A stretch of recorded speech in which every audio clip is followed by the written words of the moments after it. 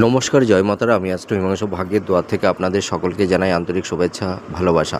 আজ আমি যে প্রেডিকশানটি করতে চলেছি, যেসব জাতক জাতিকাদের এই যে গালের এই পোর্শানটা আর এই পোর্শানটা লক্ষ্য করবেন, এই যাদের এই দুটো পোর্শান একটু উঁচু এবং নাকটা একটু উঁচু থাকে, ঠিক আছে?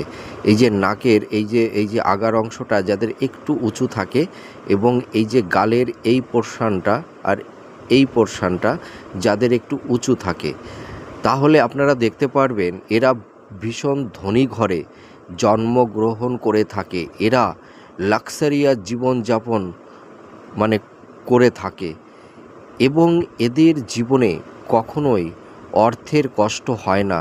এরা জীবনে এদের ট্যালেন্ট, এদের মেধা, এদের কর্মের মাধ্যমে এরা জীবনে প্রভূত উন্নতি করতে পারে।